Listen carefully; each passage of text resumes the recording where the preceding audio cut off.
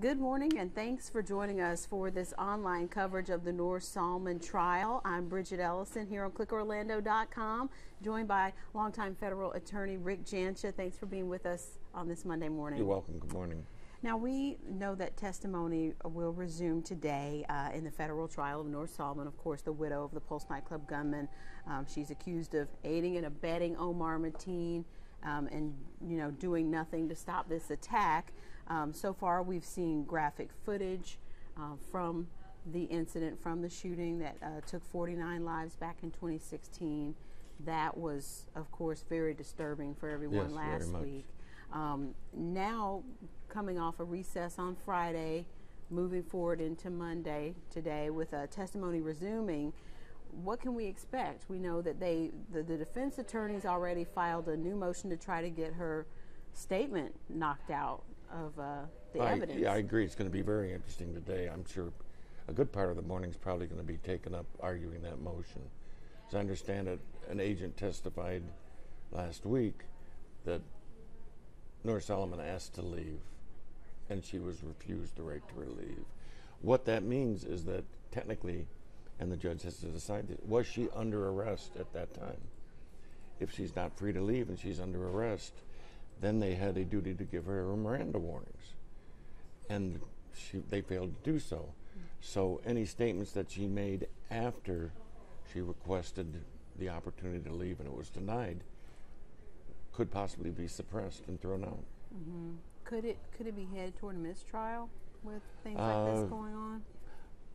It wouldn't be a mistrial because Judge Byron's very meticulous. Mm-hmm.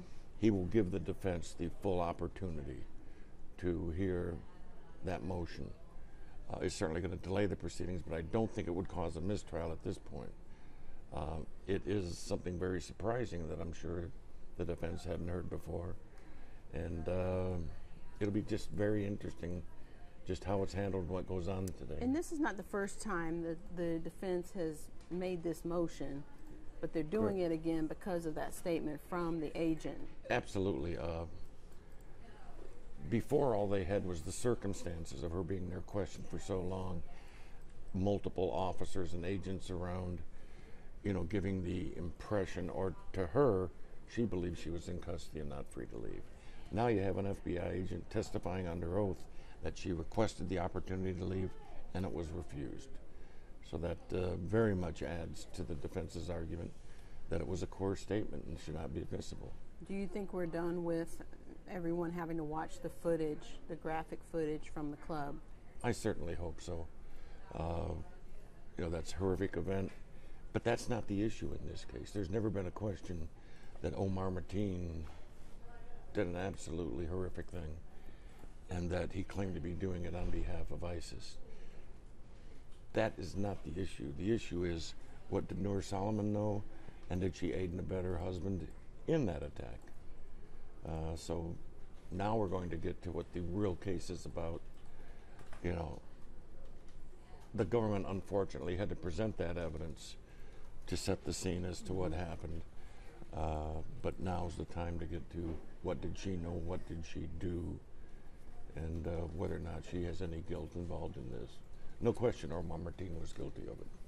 What do you think will happen with the further testimony from these FBI agents who were involved in that questioning? Because we're hearing the agent who took the statement is supposed to testify, or more agents are supposed to testify. Absolutely. This morning they're going to be calling this agent that supposedly took the statement. I don't know if he previously, in motions to suppress hearings, had denied that she requested the right to leave, but now you're going to have FBI agent against FBI agent. Which one's telling the truth? Which one? It's going to be very, very interesting, and we'll give the defense a lot to argue, and we'll give Judge Byron a lot to think about. Mm-hmm. Mm-hmm. When it comes to the statement, do we know for sure there's no other form of evidence other than just the written statement from the agents? Correct. There's they no didn't video. There's no video recording, no audio recording, and which the FBI acknowledged in testimony previously. They had a room right there where they could have videoed and audio taped the whole thing, but they didn't. So and that's part of the defense argument. Now, especially in light of this new testimony that she asked to leave, was this a coerced statement? Was this a statement that was put together, written down by the FBI, that what she just finally, they broke her will and she conceded, yes, this is what occurred. Like I said, it's going to be extremely interesting the next few days. Right, and when you think about the length of time that went by with that statement, with trying to get that statement from her, just to be able to endure that length of time. Because my understanding was 18 hours of questioning. Yeah. And I think she only slept 2 hours in 36 hours and had a child there, so I can't imagine being questioned for 18 hours straight and what effect that might have you. And again, not only did she have that, she was worrying about her child who was there, and also at this point she did not know what happened to her husband.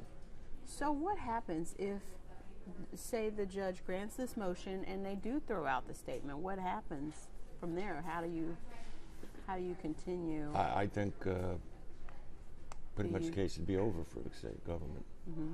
Do you put her on the stand and try to? Absolutely not. If they don't have the statement, then all they've got is very little circumstantial evidence, such as, her husband spent money. She was with her husband when he bought ammunition, but nothing to indicate that she knew that there was a targeted attack, that it was going to be in Orlando. So all of that would be thrown out. I think it would be devastating for the government if that statement were thrown out. Do you see this moving faster than the 3-week time frame estimate? Not after last week. I think it's going to slow down a little bit. Okay. Because the judge is going to want to be very, very cautious. And like I say, Judge Byron is meticulous and a brilliant judge. And he will make sure that the defense and the government have a right to litigate, research, and prepare good arguments as to what effect, if any, the statement of the FBI agent that she has to leave has the effect on the voluntariness of her statement. And what else do you think we can expect this week? They'll also, I expect, once this is resolved, they're going to bring in videotapes of, her trips with Omar Mateen to the gun range, to the mosque. Also, they're going to bring in the information about, in the days right prior to the attack, that her husband bought her diamonds, that, they spent more on credit cards and that type of thing in the few days before the attack than almost what he made in a year. So they're going to try to show these expenditures as knowledge that something was going to be on, and that she had to know or knew that her husband was planning something because of this, what they classified as extravagant spending. Okay. Well, we'll have to wait and see what happens today, and I know you'll be back at 12:30. Yes. So we'll be back at 12:30 right here on clickorlando.com with longtime federal attorney Rick Jancha. We hope you'll join us. Again, we'll be back at 12:30 with more on the continuing coverage of the federal trial against Noor Salman right here on clickorlando.com and News 6. I'm News 6 morning anchor and noon anchor Bridget Ellison. Thanks for being with us.